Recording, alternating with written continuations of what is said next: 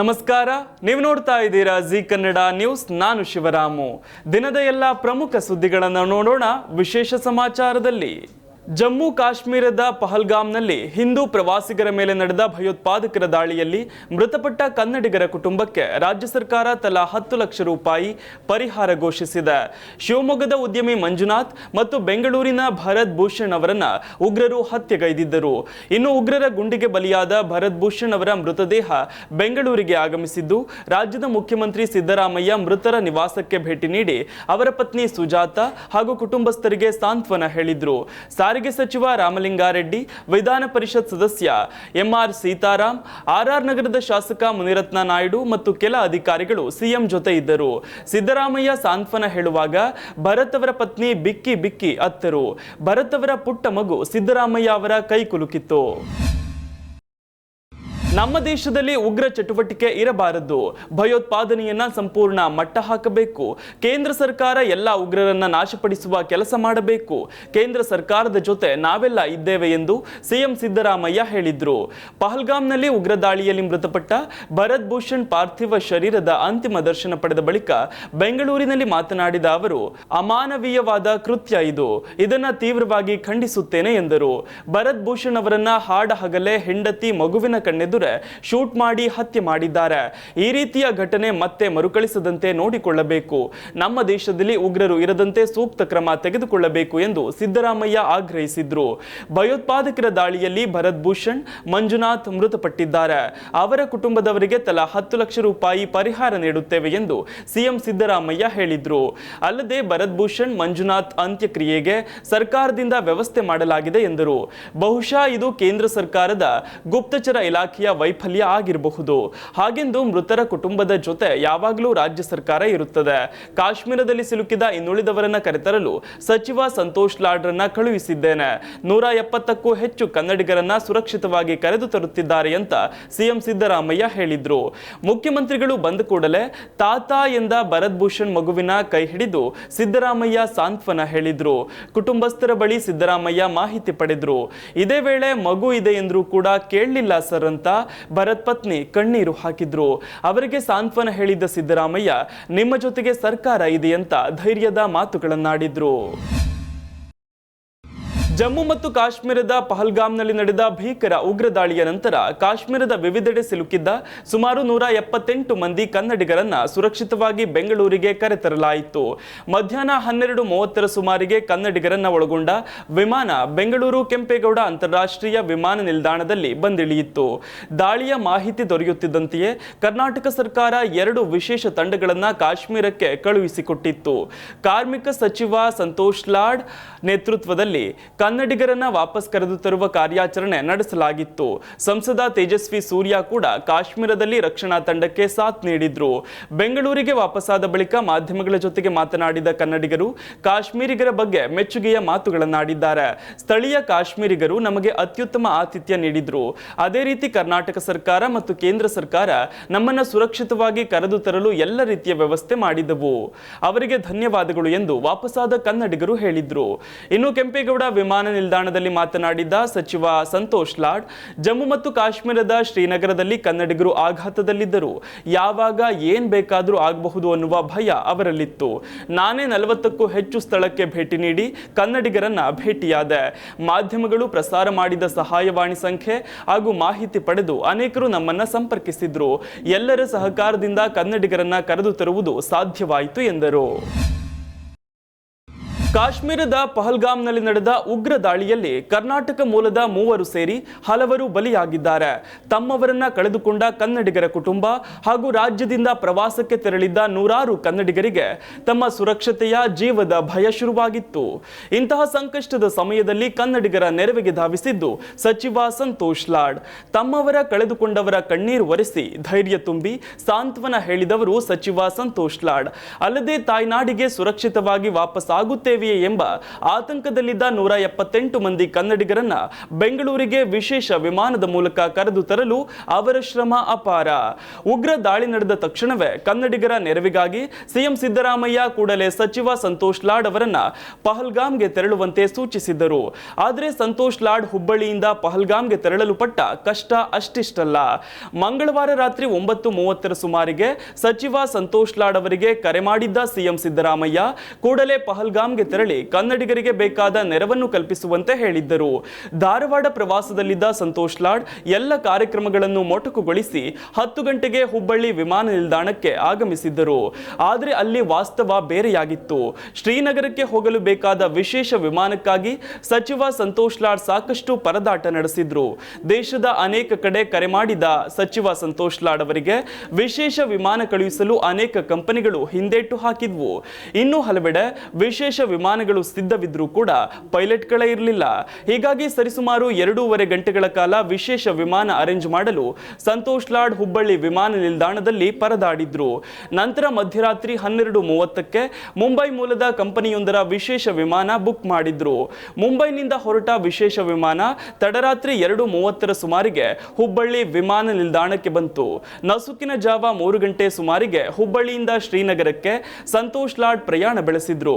ಸಚಿವ ಸಂತೋಷ್ ಲಾಡ್ ಅವರಿಗೂ ಕೂಡ ವಿಮಾನ ದರ ಏರಿಕೆ ಬಿಸಿ ತಾಗಿತ್ತು. ಘಟನೆ ನಡೆಯುತ್ತಿದ್ದಂತೆ ಶ್ರೀನಗರಕ್ಕೆ ಹೋಗುವ ಮತ್ತು ಬರುವ ವಿಮಾನಗಳ ಟಿಕೆಟ್ ದರವನ್ನ ವಿಮಾನಯಾನ ಕಂಪನಿಗಳು ದಿಢೀರನೆ ಹೆಚ್ಚಳ ಮಾಡಿದವು. ಹುಬ್ಬಳ್ಳಿಯಿಂದ ಶ್ರೀನಗರಕ್ಕೆ ವಿಶೇಷ ವಿಮಾನದ ಮೂಲಕ ಹೋಗಲು ಹೆಚ್ಚೆಂದರೆ 5 ರಿಂದ 6 ಲಕ್ಷ ರೂಪಾಯಿ ತಗುಲುತ್ತದೆ. ಆದರೆ ಸಂತೋಷ್ ಲಾಡ್ ಅವರು ಸರಿಸುಮಾರು 56 ಲಕ್ಷ ರೂಪಾಯಿ ನೀಡಿ ವಿಶೇಷ ವಿಮಾನದ ಮೂಲಕ ಶ್ರೀನಗರಕ್ಕೆ ತೆರಳಿದ್ರು.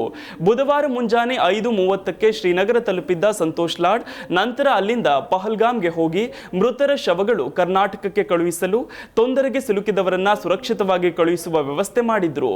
ಇನ್ನು ತಮ್ಮವರನ್ನ ಕಳೆದುಕೊಂಡ ಕುಟುಂಬಸ್ಥರಿಗೆ ಧೈರ್ಯ ಹೇಳಿದ್ರು. ಇಂದು 178 ಮಂದಿ ಕನ್ನಡಿಗರನ್ನ ಬೆಂಗಳೂರಿಗೆ ವಿಶೇಷ ವಿಮಾನದ ಮೂಲಕ ಕರೆದು ತಂದಿದ್ದಾರೆ. ಪಹಲ್ಗಾಮ್ನಲ್ಲಿ ನಡೆದ ಭಯೋತ್ಪಾದಕರ ಭೀಕರ ದಾಳಿ ವಿಡಿಯೋಗಳನ್ನು ಕಂಡು ಇಡೀ ದೇಶವೇ ಬೆಚ್ಚಿ ಬಿದ್ದಿದೆ. ನೀನು ಹಿಂದೂನಾ ಅಥವಾ ಮುಸ್ಲಿಂನಾ ಅಂತ ಕೇಳಿ ತಲೆಗೆ ಗುಂಡು ಹಾರಿಸಿ ವಿಕೃತಿ ಮೆರೆದಿದ್ದಾರೆ. ಅಷ್ಟೇ ಅಲ್ಲದೆ ಈ ದಾಳಿಯಲ್ಲಿ ಕರ್ನಾಟಕದ 2 ಮೃತಪಟ್ಟಿದ್ದಾರೆ. ಹೆಂಡತಿ ಹಾಗೂ ಮಗನ ಜೊತೆಗೆ ಜಾಲಿ ಟ್ರಿಪ್ ಅಂತ ಕಾಶ್ಮೀರಕ್ಕೆ ಹೋಗಿದ್ದ ಮಂಜುನಾಥ್ ಅವರು ದುರಂತ ಅಂತ್ಯ ಕಂಡಿದ್ದಾರೆ. ಭಯೋತ್ಪಾದಕರ ಗುಂಡಿನ ದಾಳಿ ವೇಳೆ ಶಿವಮೊಗ್ಗದ ಮೃತ ಮಂಜುನಾಥ್ ಅವರ ಪುತ್ರ ಅಭಿಜಯ್ನನ್ನು ಸ್ಥಳೀಯ ಕಾಶ್ಮೀರಿಗರು ರಕ್ಷಿಸಿದ್ದೇ ರೋಚಕವಾಗಿದೆ. ಉಗ್ರರ ಗುಂಡಿನ ದಾಳಿಯಿಂದ ತಪ್ಪಿಸಿಕೊಂಡು ಬಂದಿದ್ದ ಆತನನ್ನ ಸ್ಥಳೀಯ ವ್ಯಕ್ತಿಯೊಬ್ಬ ತನ್ನ ಬೆನ್ನ ಮೇಲೆ ಹೊತ್ತುಕೊಂಡು ಸುರಕ್ಷಿತ ಸ್ಥಳಕ್ಕೆ ಕರೆದು ತಂದಿರುವ ವಿಡಿಯೋ ಸಾಮಾಜಿಕ ಜಾಲತಾಣಗಳಲ್ಲಿ ಸಿಕ್ಕಾಪಟ್ಟೆ ವೈರಲ್ ಆಗ್ತಿದೆ. ಒಬ್ಬೊಬ್ಬ ಉಗ್ರನನ್ನು ಹುಡುಕಿ ಹೊಡೆಯುತ್ತೇವೆ, ಅವರಿಗೆ ತಕ್ಕ ಶಾಸ್ತಿ ಮಾಡಿಯೇ ಸಿದ್ಧ ಎಂದು ಪ್ರಧಾನಿ ನರೇಂದ್ರ ಮೋದಿ ಉಗ್ರರಿಗೆ ಖಡಕ್ ಎಚ್ಚರಿಕೆ ನೀಡಿದ್ದಾರೆ. ಜಮ್ಮು ಕಾಶ್ಮೀರದ ಪಹಲ್ಗಾಮ್ನಲ್ಲಿ ನಡೆದ ಉಗ್ರರ ದಾಳಿಯನ್ನ ನೆನೆದ ಪ್ರಧಾನಿ ಮೋದಿ ನಿರೀಕ್ಷೆಯೇ ಮಾಡಿರದ ಸಾವು ಆ ಉಗ್ರರಿಗೆ ಬರಲಿದೆ ಎಂದಿದ್ದಾರೆ. ಕೇವಲ ಜನರ ಮೇಲೆ ಮಾಡಿದ ದಾಳಿಯದಲ್ಲ, ಆ ದಾಳಿ ಭಾರತದ ಆತ್ಮದ ಮೇಲಾಗಿದೆ. ಯಾರು ಈ ದುಸ್ಸಾಹಸ ಮಾಡಿದ್ದಾರೋ, ಯಾರು ಈ ದಾಳಿಯ ಹಿಂದಿದ್ದಾರೋ ಅವರ ಕಲ್ಪನೆಗೂ ಮೀರಿದ ಶಿಕ್ಷೆಯನ್ನ ಅವರಿಗೆ ಕೊಡುತ್ತೇವೆ ಎಂದು ಪ್ರಧಾನಿ ನರೇಂದ್ರ ಮೋದಿ ಎಚ್ಚರಿಕೆಯ ಮಾತುಗಳನ್ನಾಡಿದ್ದಾರೆ. ಉಗ್ರರನ್ನ ಹೆಡೆಮುರಿ ಕಟ್ಟಿ ನಮ್ಮ ದೇಶದಿಂದ ಹೊರಹಾಕುವ ಸಮಯ ಬಂದಿದೆ. ಭಾರತೀಯರೆಲ್ಲರೂ ಒಗ್ಗಟ್ಟಿನಲ್ಲಿದ್ದರೆ ಉಗ್ರರ ಸೊಂಟ ಮುರಿಯುವುದು ಅಷ್ಟೇನು ಕಷ್ಟವಲ್ಲ. ಈ ಭೂಮಿಯಿಂದಲೇ ಅವರನ್ನ ಹೊರಗಟ್ಟುತ್ತೇವೆ. ದೇಶದ ಹಲವೆಡೆಯ ಬೇರೆ ಬೇರೆ ಭಾಷೆ ಮಾತನಾಡುವ ಪ್ರವಾಸಿಗರು ಮೃತಪಟ್ಟಿದ್ದಾರೆ. ಆದರೆ ಅವರ ಸಾವಿಗೆ ಆಕ್ರೋಶ ಮಾತ್ರ ಕಾರ್ಗಿಲ್ನಿಂದ ಕನ್ಯಾಕುಮಾರಿವರೆಗೂ ಒಂದೇ ರೀತಿಯಾಗಿದೆ. ಭಯೋತ್ಪಾದನೆ ಎದುರು ಭಾರತ ಎಂದು ತಲೆಬಾಗುವುದಿಲ್ಲ. ಭಾರತದಿಂದ ಭಯೋತ್ಪಾದನೆ ತೊಲಗಿಸುವವರೆಗೂ ಬಿಡುವುದಿಲ್ಲ. ಈ ದಾಳಿ ಕೇವಲ ನಿರಾಯುಧ ಪ್ರವಾಸಿಗರ ಮೇಲೆ ನಡೆದಿಲ್ಲ. ದೇಶದ ಶತ್ರುಗಳು ಭಾರತದ ಆತ್ಮದ ಮೇಲೆ ದಾಳಿ ಮಾಡಲು ಧೈರ್ಯ ಮಾಡಿದ್ದಾರೆ. ಈ ದಾಳಿಯನ್ನು ನಡೆಸಿದ ಭಯೋತ್ಪಾದಕರು ಮತ್ತು ಈ ದಾಳಿಗೆ ಸಂಚು ರೂಪಿಸಿದವರಿಗೆ ಅವರು ಊಹಿಸಲಾಗದಷ್ಟು ದೊಡ್ಡ ಶಿಕ್ಷೆಯನ್ನ ನೀಡಲಾಗುವುದು ಎಂದು ನಾನು ಸ್ಪಷ್ಟವಾಗಿ ಹೇಳಲು ಬಯಸುತ್ತೇನೆ. 140 ಕೋಟಿ ಭಾರತೀಯರ ಇಚ್ಛಾಶಕ್ತಿ ಈಗ ಭಯೋತ್ಪಾದಕರ ಬೆನ್ನು ಮುರಿಯಲಿದೆ ಎಂದು ಪ್ರಧಾನಿ ನರೇಂದ್ರ ಮೋದಿ ಹೇಳಿದ್ದಾರೆ. ಜಮ್ಮು ಕಾಶ್ಮೀರದ ಪಹಲ್ಗಾಮ್ನಲ್ಲಿ ನಡೆದ ಉಗ್ರ ದಾಳಿಗೆ ಸಂಬಂಧಿಸಿದಂತೆ ದಾಳಿ ನಡೆಸಿದ ಶಂಕಿತ ಉಗ್ರರ ರೇಖಾಚಿತ್ರಗಳನ್ನು ಜಮ್ಮು ಕಾಶ್ಮೀರ ಪೊಲೀಸರು ಹಂಚಿಕೊಂಡಿದ್ದು, ಅವರ ಬಗ್ಗೆ ಸುಳಿವು ಕೊಟ್ಟವರಿಗೆ 20 ಲಕ್ಷ ರೂಪಾಯಿ ಬಹುಮಾನ ನೀಡುವುದಾಗಿ ಪೊಲೀಸರು ಘೋಷಿಸಿದ್ದಾರೆ. ಸಾರ್ವಜನಿಕರಿಗೆ ಮನವಿ ಮಾಡಿರುವ ಪೊಲೀಸರು ಮಾಹಿತಿದಾರರ ಗುರುತನ್ನು ಗೌಪ್ಯವಾಗಿ ಇಡಲಾಗುವುದು ಅಂತ ಭರವಸೆ ನೀಡಿದ್ದಾರೆ. ಯಾವುದೇ ಸಂಬಂಧಿತ ಮಾಹಿತಿಯನ್ನು ಹೊಂದಿರುವ ನಾಗರಿಕರು ಅನಂತನಾಗ್ನ ಹಿರಿಯ ಪೊಲೀಸ್ ವರಿಷ್ಠಾಧಿಕಾರಿ ಅಥವಾ ಪೊಲೀಸ್ ನಿಯಂತ್ರಣ ಕೊಠಡಿ ಅವರನ್ನು ನೇರವಾಗಿ ಸಂಪರ್ಕ ಸಂಖ್ಯೆಗಳಲ್ಲಿ ಸಂಪರ್ಕಿಸಲು ಕೋರಲಾಗಿದೆ.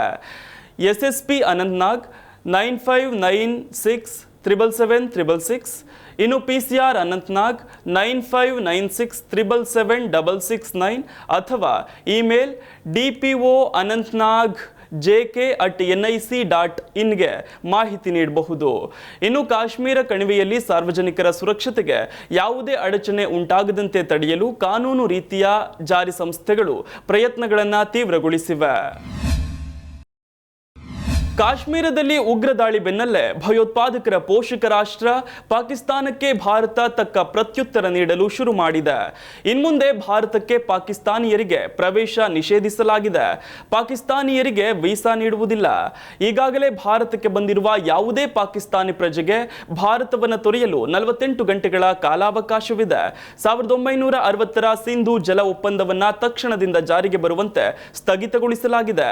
ಅಟ್ಟಾರಿ ವಾಘಾ ಗಡಿಯ ಚೆಕ್ಪೋಸ್ಟ್ ಮುಚ್ಚಲಾಗಿದೆ ಎಂದು ವಿದೇಶಾಂಗ ಸಚಿವಾಲಯ ಖಚಿತಪಡಿಸಿದೆ. ನವದೆಹಲಿಯಲ್ಲಿರುವ ಎಲ್ಲ ಪಾಕಿಸ್ತಾನಿ ಅಧಿಕಾರಿಗಳಿಗೆ, ರಾಯಭಾರಿಗಳಿಗೆ ಭಾರತ ಬಿಡಲು 1 ವಾರ ಸಮಯ ನೀಡಲಾಗಿದೆ. ಭಾರತವು ಪಾಕ್ನ ಇಸ್ಲಾಮಾಬಾದ್ನಲ್ಲಿರುವ ಎಲ್ಲ ಭಾರತೀಯ ಹೈಕಮಿಷನ್ನ ರಕ್ಷಣಾ, ನೌಕಾಪಡೆ ಮತ್ತು ವಾಯು ಸಲಹೆಗಾರರನ್ನ, ರಾಯಭಾರಿಗಳನ್ನ ವಾಪಸ್ ಕರೆಸಿಕೊಳ್ಳಲಿದೆ. ಅಲ್ಲದೆ ಪಾಕಿಸ್ತಾನಕ್ಕೆ ಹೋಗಿರುವವರು ಮೇ 1ರ ಒಳಗಾಗಿ ಭಾರತಕ್ಕೆ ಮರಳಬೇಕು ಎಂದು ಆದೇಶಿಸಲಾಗಿದೆ. ಜಮ್ಮು ಮತ್ತು ಕಾಶ್ಮೀರದ ಉಧಂಪುರ ಜಿಲ್ಲೆಯ ದುಡು ಬಸಂತ್ಗರ್ ಪ್ರದೇಶದಲ್ಲಿ ಭದ್ರತಾ ಪಡೆಗಳು ಉಗ್ರರೊಂದಿಗೆ ನಡೆಸುತ್ತಿರುವ ಎನ್ಕೌಂಟರ್ನಲ್ಲಿ ಸೇನಾ ಯೋಧರೊಬ್ಬರು ಹುತಾತ್ಮರಾಗಿದ್ದಾರೆ. ಪಹಲ್ಗಾಮ್ನ ಬೈಸರನ್ನಲ್ಲಿ ಪ್ರವಾಸಿಗರ ಮೇಲೆ ನಡೆದ ಉಗ್ರ ದಾಳಿಯಲ್ಲಿ 25 ಪ್ರವಾಸಿಗರು ಮತ್ತು ಸ್ಥಳೀಯ ನಿವಾಸಿಗಳು ಸಾವನ್ನಪ್ಪಿದ ನಂತರ ಜಮ್ಮು ಮತ್ತು ಕಾಶ್ಮೀರದಲ್ಲಿ ಕಳೆದ 2 ದಿನಗಳಲ್ಲಿ ನಡೆಯುತ್ತಿರುವ 3ನೇ ಎನ್ಕೌಂಟರ್ ಇದಾಗಿದೆ. ಉಧಂಪುರದ ದುಡಿ ಬಸಂತ್ಗಡ ಗ್ರಾಮದಲ್ಲಿ ಉಗ್ರರು ಅಡಗಿರುವ ಖಚಿತ ಮಾಹಿತಿ ಮೇರೆಗೆ ಭದ್ರತಾ ಪಡೆಗಳು ಶೋಧ ಕಾರ್ಯಾಚರಣೆ ಆರಂಭಿಸಿವೆ ಎಂದು ಭದ್ರತಾ ಅಧಿಕಾರಿಯೊಬ್ಬರು ತಿಳಿಸಿದ್ದಾರೆ. ಶಂಕಿತರು ಅಡಗಿದ್ದ ಸ್ಥಳದಲ್ಲಿ ಭದ್ರತಾ ಪಡೆಗಳು ಜಮಾಯಿಸುತ್ತಿದ್ದಂತೆಯೇ ಉಗ್ರರು ಅವರ ಮೇಲೆ ಗುಂಡಿನ ದಾಳಿ ನಡೆಸಿದ್ದಾರೆ. ಭದ್ರತಾ ಪಡೆಗಳು ಪ್ರತಿಯಾಗಿ ಗುಂಡಿನ ದಾಳಿ ನಡೆಸಿದ್ದು ಎನ್ಕೌಂಟರ್ ಆರಂಭವಾಗಿದೆ ಅಂತ ಅಧಿಕಾರಿಗಳು ಮಾಹಿತಿ ನೀಡಿದ್ದಾರೆ. ನಿರ್ದಿಷ್ಟ ಮಾಹಿತಿ ಆಧಾರದ ಮೇಲೆ ಇಂದು ಉಧಂಪುರದ ಬಸಂತ್ಗಡ ಪ್ರದೇಶದಲ್ಲಿ ಜಮ್ಮು ಮತ್ತು ಕಾಶ್ಮೀರ ಪೊಲೀಸರೊಂದಿಗೆ ಜಂಟಿ ಕಾರ್ಯಾಚರಣೆಯನ್ನ ಪ್ರಾರಂಭಿಸಲಾಗಿದೆ. ಗುಂಡಿನ ಚಕಮಕಿಯಲ್ಲಿ ಆರಂಭದಲ್ಲಿ ಗಂಭೀರವಾಗಿ ಗಾಯಗೊಂಡ ನಮ್ಮ ಯೋಧರೊಬ್ಬರಿಗೆ ಉತ್ತಮ ವೈದ್ಯಕೀಯ ನೆರವನ್ನ ನೀಡಲಾಯಿತು. ಹಾಗಿದ್ದು ಕೂಡ ಅವರು ಹುತಾತ್ಮರಾದರು ಎಂದು ಸೇನೆ ಮಾಹಿತಿ ನೀಡಿದೆ. ನಿನ್ನೆ ಸಂಜೆ ದಕ್ಷಿಣ ಕಾಶ್ಮೀರದ ಕುಲ್ಗಾಮ್ನಲ್ಲಿ ಮತ್ತೊಂದು ಎನ್ಕೌಂಟರ್ ನಡೆದಿದ್ದು, ಉರಿ ಸೆಕ್ಟರ್ನಲ್ಲಿ ಒಳ ನುಸುಳುವಿಕೆ ಪ್ರಯತ್ನವನ್ನ ಸೈನಿಕರು ವಿಫಲಗೊಳಿಸಿದ್ದು 2 ಉಗ್ರರು ಹತರಾಗಿದ್ದಾರೆ. ಪಹಲ್ಗಾಮ್ ಉಗ್ರರ ದಾಳಿ ಕುರಿತು ಕಾಂಗ್ರೆಸ್ ನಾಯಕಿ ಪ್ರಿಯಾಂಕಾ ಗಾಂಧಿ ವಾದ್ರಾ ಅವರ ಪತಿ ರಾಬರ್ಟ್ ವಾದ್ರಾ ನೀಡಿರುವ ಹೇಳಿಕೆ ವಿವಾದಕ್ಕೆ ಕಾರಣವಾಗಿದೆ. ಉಗ್ರರ ದಾಳಿಯನ್ನ ಬಿಜೆಪಿಯ ಹಿಂದುತ್ವದ ಜೊತೆಗೆ ಲಿಂಕ್ ಮಾಡಿ ಟೀಕೆಗೆ ಗುರಿಯಾಗಿದ್ದಾರೆ. ದೇಶದಲ್ಲಿ ಅಲ್ಪಸಂಖ್ಯಾತರು ಅನಾನುಕೂಲ ಹಾಗೂ ತೊಂದರೆ ಅನುಭವಿಸುತ್ತಿದ್ದರೆ ಕೇಂದ್ರದ ಬಿಜೆಪಿ ಸರ್ಕಾರ ಹಿಂದುತ್ವವನ್ನು ಬೆಳೆಸುವಲ್ಲಿ ತೊಡಗಿದೆ ಅಂತ ದೂಷಿಸಿದ್ದಾರೆ. ನಮ್ಮ ದೇಶದಲ್ಲಿ ಈ ಸರ್ಕಾರ ಹಿಂದುತ್ವದ ಬಗ್ಗೆ ಮಾತನಾಡುವುದನ್ನು ನಾವು ನೋಡುತ್ತೇವೆ. ಅಲ್ಪಸಂಖ್ಯಾತರು ಅನಾನುಕೂಲ ಮತ್ತು ತೊಂದರೆ ಅನುಭವಿಸುತ್ತಿದ್ದಾರೆ.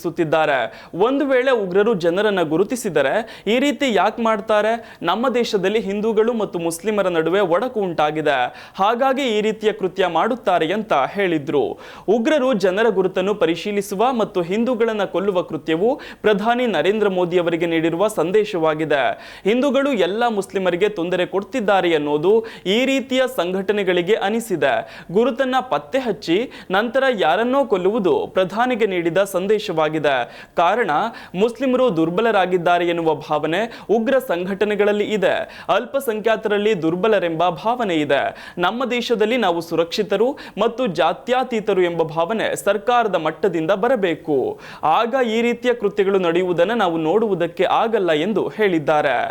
ಇದಿಷ್ಟು ಈವರೆಗಿನ ಪ್ರಮುಖ ಸುದ್ದಿ. ನೋಡ್ತಾ ಇರಿ ಜಿ ಕನ್ನಡ ನ್ಯೂಸ್, ಸತ್ಯವೇ ಸುದ್ದಿಯ ಜೀವಾಳ.